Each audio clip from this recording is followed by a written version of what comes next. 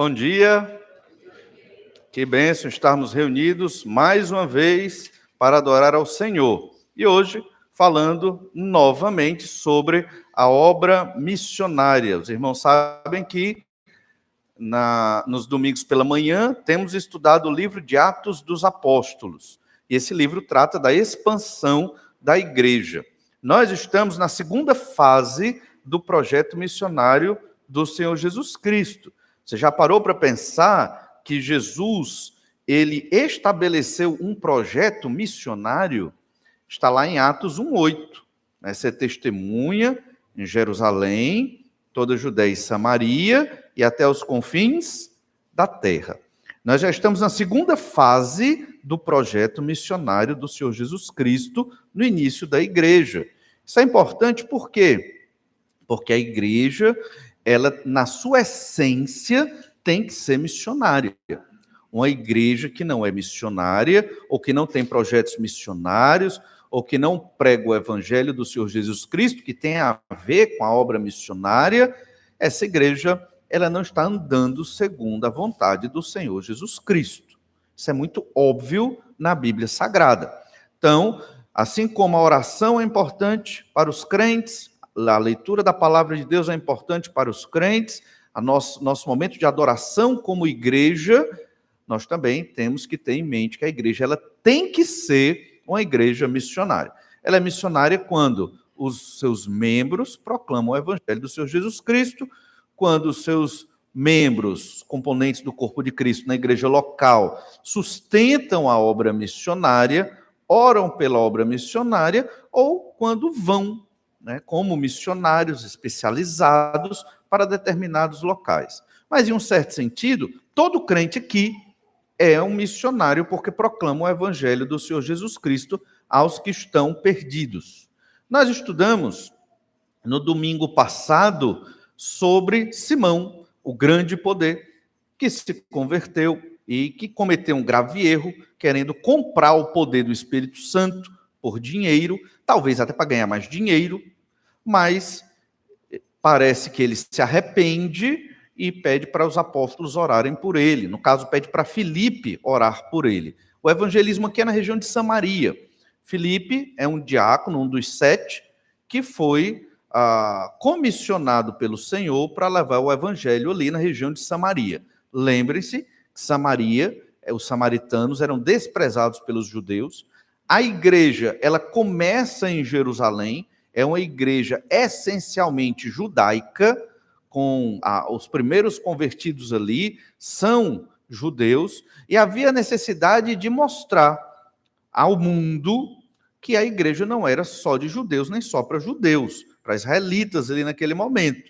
E então o Espírito Santo, depois de ter descido em Atos 2, lá em Jerusalém, de modo sobrenatural, o Espírito Santo desce aos samaritanos também de modo sobrenatural. E nós vimos que o Espírito Santo vai descer também aos romanos, em Atos capítulo 10, e vai descer também aos gregos, lá de Éfeso, em Atos capítulo 19. Significa que são inaugurações da igreja do Senhor Jesus Cristo em povos distintos, para mostrar à humanidade, e Lucas registrou isso neste livro de Atos, para mostrar à humanidade que a igreja é de todos os povos, de todas as nações. E o texto que nós vamos estudar hoje trata exatamente disso. O evangelho é para todos os povos. A igreja, ela tem que ser multirracial, multiétnica, multilinguística, ela tem que ter povos de todas as nações, raças, cores, e por isso a igreja, no formato que ela é apresentada no Novo Testamento, ela tem elementos que a gente não pode abrir mão, elementos fundamentais, mas ela tem elementos que nós podemos abrir mão. Por exemplo, aqui no nosso contexto brasileiro, as nossas igrejas têm uma estrutura, né, como essa, muito com cadeiras, climatizada e tudo, de modo geral, é assim nas nossas igrejas. Mas em outros países, irmãos nossos, crentes no Senhor Jesus, têm uma igreja de um modo diferente. Alguns adoram a Deus em pé, às vezes o culto é mais de 1h30, 2 horas ou mais, às vezes adoram sentados no chão, às vezes por questão cultural mesmo. Então, temos que compreender que o fato de uma igreja, na sua forma, ser diferente da nossa, não quer dizer que ela não é uma igreja boa. O que não pode é, na essência, ela ser diferente da igreja do Novo Testamento. Mas o Evangelho é para todos os povos, e aqui nós vamos estudar uma das histórias mais conhecidas do Novo Testamento, a história da conversão do etíope eunuco. Então, vamos ler Atos 8, do 26 ao 29. Um anjo do Senhor falou a Filipe, dizendo: dispõe-te e vai para o lado do sul, no caminho que desce de Jerusalém a Gaza. Este se acha deserto. Ele se levantou e foi. Eis que um etíope eunuco, alto oficial de Candace, rainha dos etíopes, o qual era superintendente de todo o seu tesouro, que viera adorar em Jerusalém, estava de volta e, assentado no seu carro, vinha lendo o profeta Isaías. Então disse o Espírito a Filipe: aproxima-te desse carro e acompanha-o. Jesus quer que sigamos o seu plano missionário. É a primeira das 3 ideias, ou melhor, verdades, que nós observaremos nesse texto. Jesus quer que nós sigamos o seu plano missionário. Por que pensar nisso no início da história de Filipe e do etíope eunuco? Porque Filipe, ele estava pregando para multidões em Samaria. Muitos estavam crendo em Samaria. Pela lógica humana, a obra ali era próspera. Por que eu vou sair dali? Não é verdade? Muitos estão se convertendo. Essa é a lógica humana. Muitos discípulos ali. Então, por que sair da região de Samaria agora? Poucos dias que ele estava lá. Vamos investir mais. Aqui, usando essa expressão, é a mina, onde tem muitos convertidos. Mas aprouve a Deus tirar Filipe dali e jogar ele aonde? Num deserto. Ele foi pregar num deserto, onde não tinha ninguém. Quer dizer, só tinha a carruagem do etíope eunuco. Nem o nome dele aparece nessa história. Fantástico, porque ele não é a pessoa mais importante da história, embora ele tenha se convertido, né? Mas o destaque aqui é para o plano missionário do Senhor. Jesus pregou para multidões, Jesus pregou para indivíduos. Às vezes, na modernidade, é assim que as pessoas, de modo errado, avaliam a obra de Deus. Quando as multidões se convertem. Não. Quando um se converte, foi feita a obra de Deus. Quando multidões se converteram, também foi feita a obra de Deus. O Senhor não avalia a obra dele pela quantidade, mas pela fidelidade. Filipe poderia ter dito: não, Senhor, agora não, o negócio aqui está pegando fogo, um monte de samaritanos se convertendo. Eu vou lá para aquela estrada, não tem nada ali, não tem nem aldeia ali, não tem ninguém. Nós, seres humanos, temos um grande problema. Queremos ensinar a Deus como fazer o trabalho dele, como administrar a sua obra missionária. E nós não temos competência para isso. Então, se Deus quer chamar uma pessoa para evangelizar 2, 3 num deserto, é a obra de Deus. E a igreja tem que enviar o missionário para pregar para 2 ou 3 no deserto. Mas como nós avaliamos o envio do missionário? Não é verdade? Será que lá vão ter muitas conversões? Será que há muito povo ali? Aqui, o Espírito orientou Filipe para ir para um local bem distante do que ele estava de Samaria. Veja que vai para o lado do sul, para a região de Hebrom, sul da Judeia, para aquela região ali, no caminho que desce de Jerusalém a Gaza. Gaza era uma das cidades da Pentápolis Filisteia, ali do Antigo Testamento, já era perto do litoral, banhado pelo mar Mediterrâneo. Se você lembra do mapa aí na sua mente, deve estar entendendo o que eu estou dizendo. Este se acha deserto. Este local se acha deserto. Como eu vou pregar o evangelho no local que se acha deserto? Nos Estados Unidos, cresceu muito, e no Brasil também, mas lá mais, projeto de multiplicação e crescimento de igreja. livros e livros e livros que você compra e estuda como fazer a sua igreja crescer, como fazer a sua igreja virar uma denominação, como fazer a obra expandir, que é o que os pastores querem. E não é errado querer que a igreja cresça, mas quem dá o crescimento, que é o que a Bíblia diz, é o Senhor. Não são estratégias humanas. Ah, pastor, se a gente colocar um buffet aqui de café da tarde, vai vir mais irmãos para o culto da noite. Ninguém me deu essa ideia, certo? Eu elaborei para dar como exemplo. E teve irmão que disse assim, pastor, se nós fizermos umas programações legais, acho que vai vir mais gente. Eu olhei assim para a cara dele. Irmão, se a Bíblia não atrair, se Jesus não atrair, não tem nada que atraia. O que é que nós queremos? Qual o nosso marketing? É a palavra de Deus, é o Senhor Jesus Cristo. Pronto, esse é o marketing, essa é a pregação. E ela é suficiente para fundamentar a igreja do Senhor Jesus Cristo. E é isso mesmo, os crentes estão escassos. A gente vê marcha para Jesus. É para Jesus aquela marcha? É melhor aquele povo evangelizar onde eles estão, tira aquele dia, vão pregar evangelho.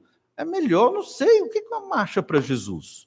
Não estou querendo também destruir a marcha para Jesus, mas eu só quero dizer que qual o sentido dessas coisas e uma multidão de evangélicos ali. Não é assim que nós vamos impactar o mundo, mas pregando o evangelho do Senhor Jesus Cristo. O fato é que nós temos que ter em mente que crescimento de igreja, expansão da obra missionária, não depende do esforço humano. Veja que foi um anjo do Senhor que falou a Filipe. Foi Deus que orientou. E é Deus quem orienta. Entende? É Deus que vai colocar no seu coração para você ser um missionário lá na China, lá no Japão, num país inóspito, ou na França, num país da Europa, que também está extremamente secularizada. É Deus que vai colocar no seu coração. Isso é inexplicável. Não tem lógica, não tem sentido. A obra missionária, assim, para quem está de fora da cabeça do missionário, às vezes não faz sentido. Mas é o Senhor quem chama. Aqui, no caso, o anjo do Senhor. Hoje, na modernidade, não é necessariamente um anjo, mas é uma firme e forte convicção inabalável que aquela pessoa não consegue viver sem aquilo. Pronto, é simples. Isso é o chamado de Deus do missionário. Ele não consegue, ele não tem paz, ele não se aquieta no banco de uma igreja, na cadeira de uma igreja, na casa dele. Ele não se sente bem, nem feliz, se ele não for para a obra missionária. É algo que o Senhor compele na sua vida e ele vai. É de Deus. No caso aqui, era o exemplo, a história de Filipe. E ele foi. Interessante, ele se levantou e foi. Ele podia ter dito, Senhor, essa estratégia não é boa. Né? Senhor, não, no deserto? Não, mas ele não questionou, ele simplesmente foi. Aprendamos, irmãos, que a obra missionária, ela é do Senhor Jesus Cristo. O Senhor tem um projeto, Jerusalém, Judéia e Samaria até os confins da terra. Estamos, digamos, nessa fase até os confins da terra. Estamos proclamando o evangelho ao redor do mundo. Países que outrora eram cristãos, hoje estão secularizados. E outros estão sendo evangelizados, e meio que há um rodízio, digamos, ao longo da história da humanidade. E nós, como igreja em Jesus, temos que ter esse entendimento de orar para que o evangelho chegue a todas as nações, que é o projeto de Jesus, usando aqui, no caso, Filipe. Olha, lá em Mateus, Evangelho de Mateus, capítulo 3, verso 1, nós lemos algo semelhante com João o Batista. Mateus 3,1 diz, naqueles dias apareceu João Batista pregando no deserto da Judeia e dizia, arrependei-vos, pois porque está próximo o reino dos céus. Veja então que João também foi pregar no deserto da Judeia, às margens do Jordão, região inóspita. Ele podia ter ido pregar no templo, ele poderia ter ido pregar em outro local, nas portas da cidade de Jerusalém, onde havia muito comércio, muita gente entrando e saindo, mas ele foi pregar no deserto. Então, parece que não tem muita lógica, mas o Senhor queria que ele fizesse a obra assim. Não vamos aprofundar no caso de João aqui, pelo nosso tempo, mas entenda, a lógica de Deus não é igual à lógica do homem. Ao mesmo tempo que nós queremos que a nossa igreja cresça e se desenvolva, nós queremos que seja pelo poder de Deus. E eu lhe pergunto, você gostaria de ver o poder de Deus agindo? Você já parou para pensar nisso? Você já parou para pensar por que é que o pastor não chama ninguém ali à frente para crer em Jesus? Você já parou para pensar? Sabe por que é? É porque a gente quer ver o poder de Deus. Nenhum tipo de manipulação humana, nenhum tipo de facilitação para a conversão. Uma conversão pelo poder do Espírito Santo. Você já pensou? Você pensa nisso? Pois é, a ideia é na igreja de Deus nós vermos o poder de Deus agindo, de modo que quando chega no final da semana, no final do mês, nós venhamos a refletir da seguinte maneira: não fui eu, não foi ninguém desta igreja, foi Deus agindo, Deus motivando, Deus levantando. Ela é guiada pelo Espírito Santo de Deus. Já parou para pensar nisso? Pois é. É isso que nós queremos ver. Deus agindo. Não que Deus não haja, mas é porque às vezes nós seres humanos temos esse mal, como acabei de dizer, nós agimos no lugar de Deus. Não. Vamos ver Deus agir, vamos ver Deus converter, vamos ver Deus transformar os pecadores. Nós. É isso que nós queremos na igreja do Senhor Jesus Cristo. Porque nós, seres humanos, não temos força para transformar ninguém, para converter ninguém. É o Espírito de Deus que nos carrega. Já parou para pensar nisso? E o Senhor está fazendo aqui com Filipe. E o que é que Filipe teve que fazer? Ir. Só vá, só obedeça. Essa é a sua parte, é a minha parte. Cumpra o seu papel nesta congregação, obedecendo ao chamado de Deus para a sua vida. O que Deus lhe chamou para fazer? Faça. Não olhe para o outro se está fazendo, se não está. Não vá questionar. Faça, cumprindo o seu papel. Deus vai lhe usar, como vai usar tantos outros, e a igreja vai crescer na proclamação do Evangelho do Senhor Jesus. Atos 8, 27. Eis que um etíope, eunuco, alto oficial de Candace, rainha dos etíopes, o qual era superintendente de todo o seu tesouro, que viera adorar em Jerusalém. E aqui aparece um personagem, e é o personagem que o segundo personagem da nossa história, o personagem mais impactante, digamos assim, porque todo mundo conhece a história do etíope eunuco. E quem era este etíope eunuco? Primeiro, entender que a Etiópia que fala nesse texto aqui não é a nossa Etiópia moderna. A Etiópia que fala desse texto aqui é o nosso Sudão moderno, certo? Que tem agora o Sudão do Sul, é o Sudão. O Sudão é o país africano que fica na fronteira com o Egito. Então, era dali que esse homem vinha. Ele estava voltando de Jerusalém, ou seja, ele já tinha saído do Sudão, provavelmente passado por algumas estradas egípcias, contornado o mar, ido um pouquinho pela faixa de Gaza, aí até chegar em Jerusalém, certo? Provavelmente foi esse o percurso dele. E o que é que ele foi fazer em Jerusalém? Essa é uma pergunta que a gente vai responder já. Mas antes, é importante definir quem era esse homem. Então, ele não era da Etiópia moderna. Ele era do Sudão, o nosso Sudão moderno, que é a antiga Etiópia, que depois de muitas histórias, muitas guerras e muita coisa, ela foi se fragmentando. O fato é que esse homem, ele era um eunuco. Ser eunuco significa, ou ele era castrado, ou ele era um homem dedicado a certos serviços oficiais do reino. Haviam eunucos que não eram castrados e que eles eram dedicados a um serviço da corte. Como o texto aqui diz que ele era alto oficial de Candace, rainha dos etíopes, Candace não é o nome dela, é o título dela de rainha, como a gente tem outras rainhas com títulos, Vitória, Elizabeth I, Elizabeth II e tudo. Então aqui é Candace. Ele sendo alto oficial, muito provavelmente, ele era um conselheiro mais próximo dessa rainha.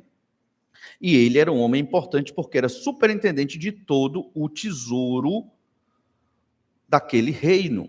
Então, tudo indica que ele era o segundo homem depois da rainha Candace. Era um homem muito importante.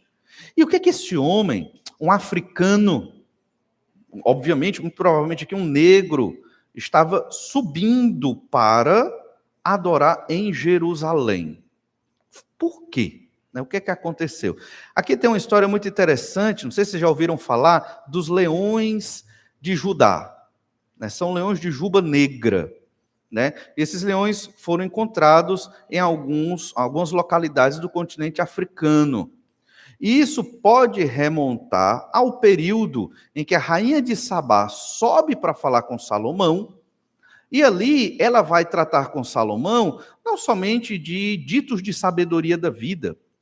Ela realmente ficou impactada com o reino, porque o reino de Salomão se expandiu enormemente, quase que cumpriu a profecia, da terra prometida a Abraão. Não chegou a cumprir tudo, mas chegou perto.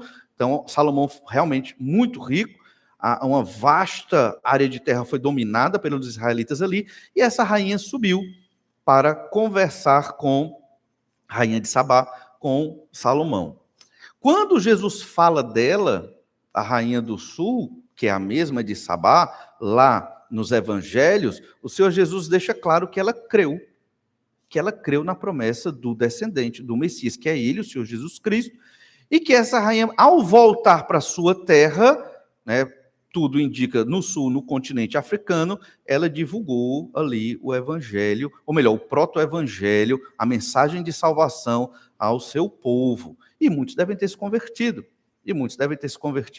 A partir disso, e a ideia, os leões de Judá, é porque ela levou, alguns desses para lá e ficou ali em alguma parte do continente africano.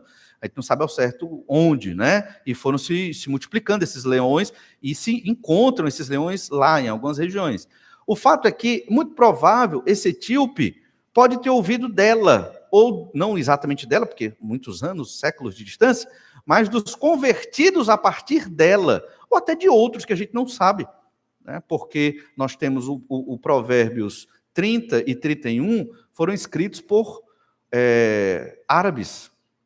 Provérbios 30 e 31 é escrito por autores árabes, que podem ter também estado ali no continente africano e falar, convertidos, à promessa do Messias, esperando o Salvador, e podem ter também divulgado o evangelho ali. Ou seja, há muitas formas de entender que esse etíope, ele ouviu falar do Messias, ele ouviu falar do Salvador, ele ouviu falar deste descendente que viria e que seria da tribo de Judá, filho de Davi, e ele estava esperando esse Messias, lá na Etiópia antiga.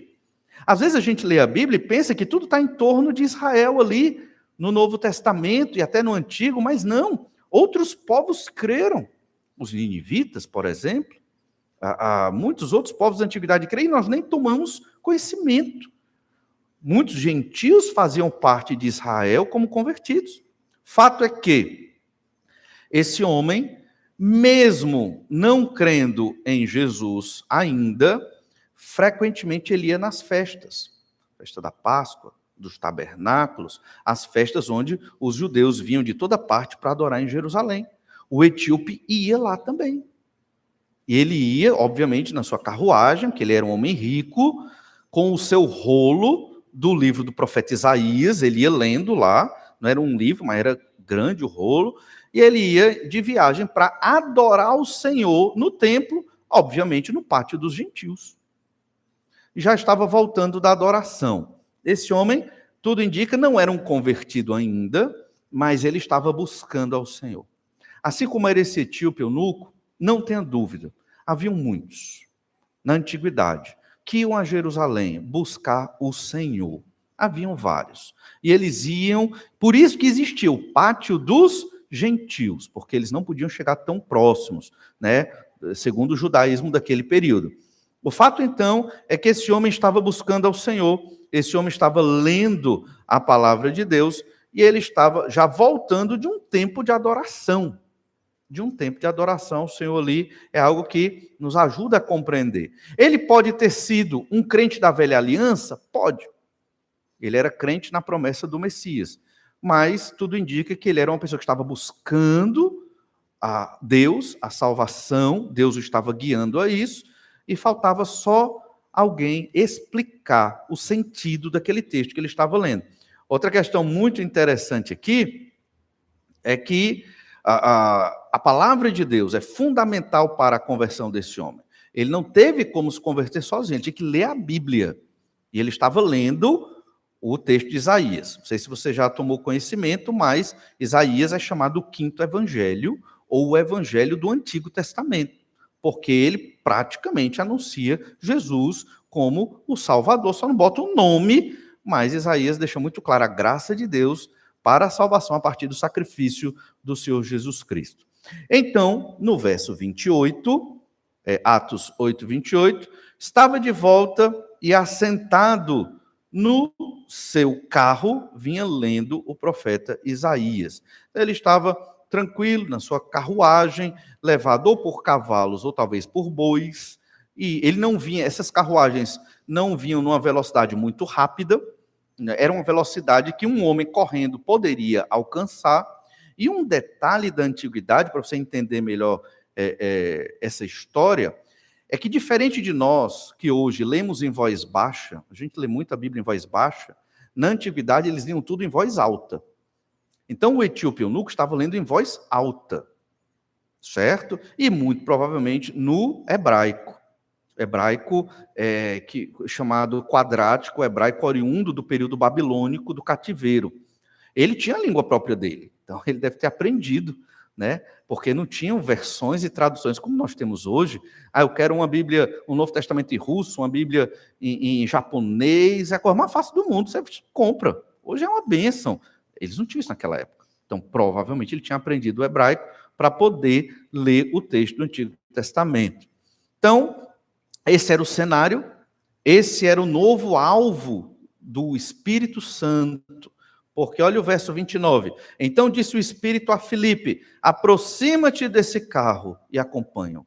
Então Filipe foi transportado, teletransporte divino ali, apareceu perto daquela carruagem, e aí o Espírito, de alguma forma, fala para Filipe, cola nela, corre atrás dela, aquela é sua próxima missão. E ele foi lá para evangelizar um único homem, o etíope eunuco.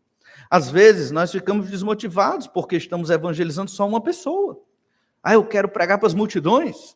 Olha, eu não esqueço, estava no meu primeiro ano de seminário, ia para a lavanderia lavar roupa, não tinha essa modernidade da máquina de lavar, tinha, né? Só não tinha chegado até nós. Então, tinha lavar com sabão mesmo, aquela coisa, né, bem mais braçal. E estava lá um irmão lavando roupa. E a gente foi conversar, né, sobre o chamado ministerial.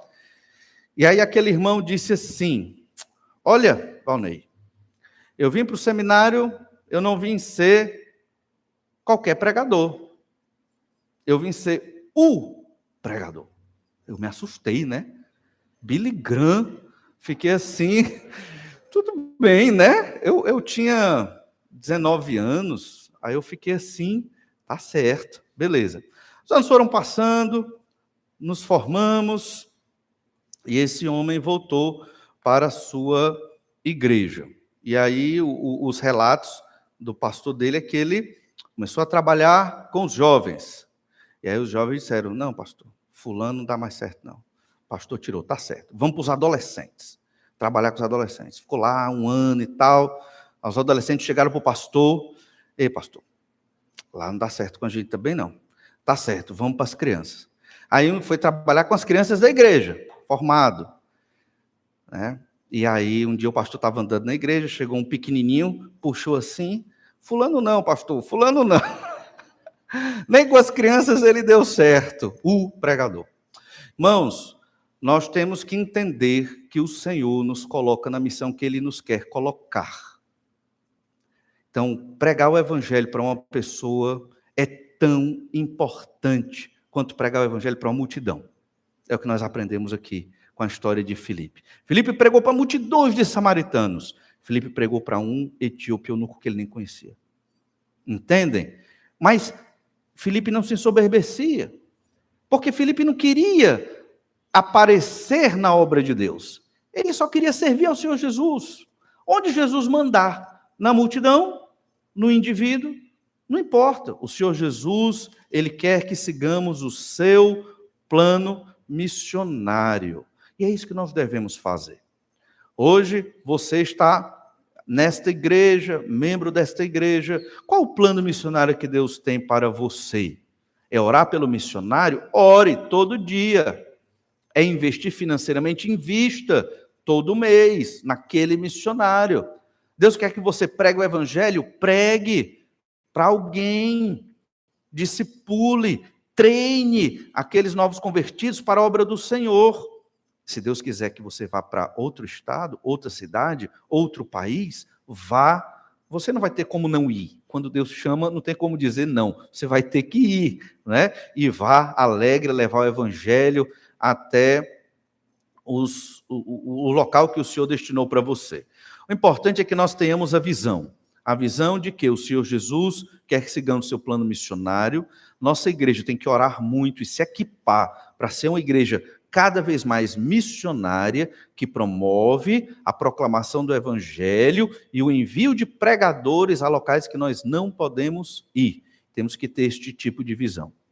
Uma segunda verdade do nosso texto é que Jesus sempre foi o único Salvador. Vocês vão entender ao longo do texto o que é que essa verdade quer dizer aqui. A gente vai apenas começar hoje. Jesus sempre foi o único Salvador. Olha então, Atos 8, verso 30. Veja que o Espírito disse para Filipe: aproxima-te desse carro e acompanha. Filipe foi se aproximando. Você imagina que a carruagem, né, ou com bois ou cavalos, eu imagino que eram cavalos mais existentes, puxando cavalos, eu imagino que eram cavalos mais existentes, puxando ali, e Filipe correndo e olhando na janelinha lá, vendo o etíope lendo o rolo ali. Olha Atos 8:30. Correndo Filipe ouviu ler o profeta Isaías, porque na antiguidade as pessoas não liam em voz baixa, elas liam em voz alta. Então ele ouviu ler e perguntou: compreendes o que vens lendo? Olha como ele começou a pregar o evangelho de Jesus. Ele ouviu, ele está lendo o profeta Isaías, capítulo 53. Fala do servo sofredor, o Messias. Filipe já sabia. Olha como era o evangelismo naquela época. Você está entendendo que você está lendo, correndo aqui. Imagina a cena. Fica imaginando a cena. O que é que o etíope pensou? Quem é esse homem? Né? Como é que pode? Ele chegou aqui, tudo deserto. Esse homem apareceu aqui do nada. Quem é esse homem? Bem, não sei o que é que o etíope pensou. Talvez ele pensou provisão de Deus. E tudo indica que foi isso. Olha o verso 31. Ele respondeu: como poderei entender se alguém não me explicar? E convidou Filipe a subir e sentar-se junto a ele. Então ele estava lendo e realmente ele não conseguia entender tudo. E o que é que ele não conseguia entender? Quem é esse servo? Quem é esse homem? Quem é esse Messias prometido aqui, o servo sofredor? Eu não entendo. Para nós é tão simples, né? Nós entendemos tão facilmente Isaías 53, mas tantas pessoas não compreendem. Aí você diz assim: ah, pastor, eu não sei pregar o evangelho. E eu digo: você sabe. Você, por alguma razão, criou um bloqueio. Mas você sabe. Os crentes aqui conhecem o evangelho, João 3,16, o próprio texto de Isaías 53 e tantos outros textos conhecidos. Nós sabemos pregar o evangelho. E tem muitas pessoas como Filipe que estão assim. Agora perceba bem, não houve pressão para que o etíope eunuco cresça. Houve? Ele foi constrangido?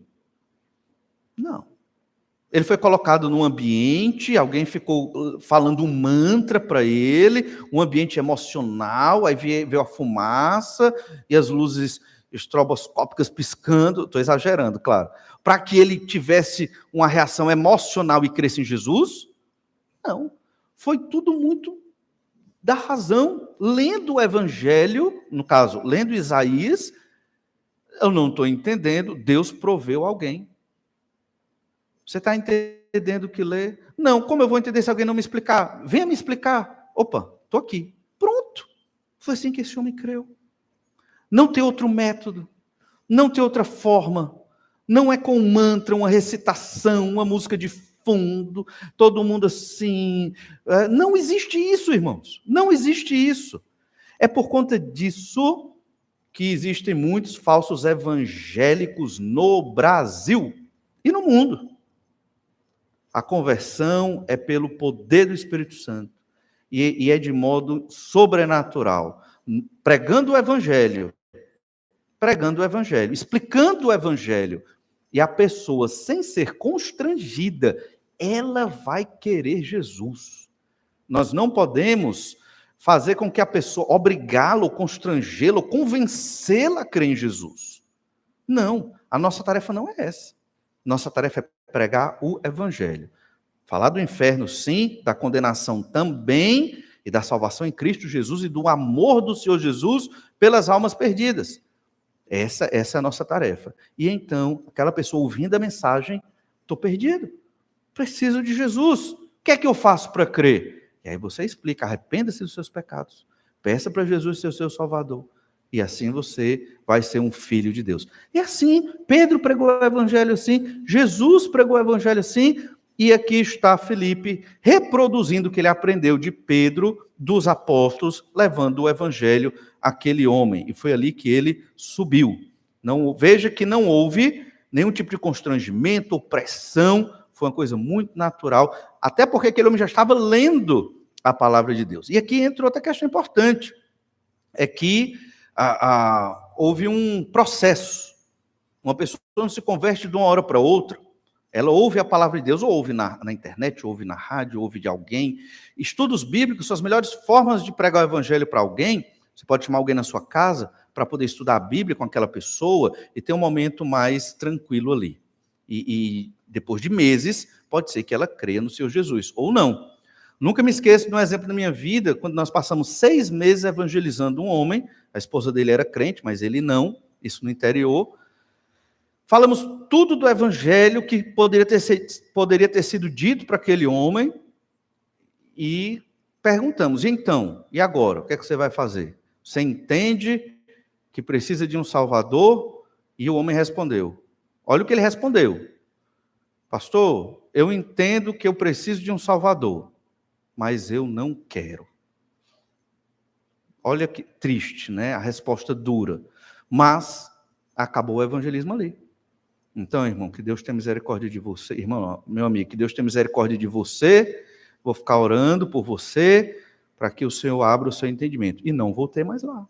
Acabou. O evangelismo tem começo, meio e fim. A pessoa não quer saber de Jesus? Pronto, tem mais o que falar.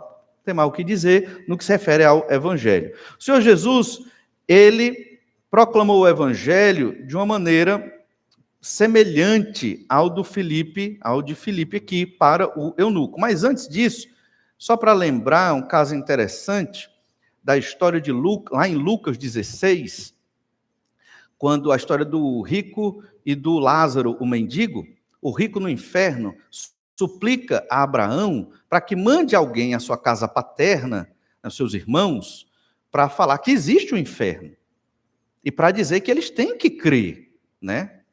Óbvio que o rico não estava pensando num espírito que iria baixar ali, mas dele mesmo ressuscitar, né? Ou talvez até outra pessoa, ou Abraão mesmo ressuscitando, indo lá falar para os seus irmãos. Qual a resposta de Abraão? O rico estava no inferno, queria alertar os seus irmãos que existe aquele lugar e que eles precisam de salvação. Então manda alguém, pai Abraão. Pode ser que assim eles venham crer. A resposta de Abraão, Lucas 16, 29. Respondeu Abraão, eles têm Moisés e os profetas, ouçam-nos. Olha aí como Abraão foi frio, né? Duro. Eles têm Moisés e os profetas, ou seja, eles têm o Antigo Testamento. Eles têm a palavra de Deus. É pela revelação de Deus que alguém conhece o Salvador e, consequentemente, é salvo arrependido dos seus pecados. Não existe outra forma, outro método, não há pressão humana, nem igreja nenhuma que salva ninguém, pela palavra de Deus. E aí, no verso 31, Abraão disse novamente, Abraão, porém, lhe respondeu, se não ouvem a Moisés e aos profetas, tampouco se deixarão persuadir, ainda que ressuscite alguém dentre os mortos. Mesmo que uma pessoa ressuscite dos mortos, para falar desse lugar chamado inferno, se eles não ouvirem, e aqui é crer, na mensagem de Moisés e dos profetas, ou seja, a mensagem do Antigo Testamento sobre o Salvador, o Messias, se eles não crerem nisso, não tem salvação. Entende? A salvação é pela palavra de Deus. Já fui pregar o evangelho a alguns lugares, onde a pessoa claramente disse para mim, olha, Valnei, eu não acredito, não quero saber, você vai perder seu tempo. E eu disse, deixa eu fazer o meu serviço, eu só vou falar aqui uns versículos da Bíblia, me dê 10 minutos. Mas por quê? Porque eu tenho um poder de convencimento? Não, é porque eu vou apresentar o evangelho. Acabou. Se o Espírito Santo quiser, ele salva. Fiz o meu trabalho de pregador do evangelho como crente em Jesus.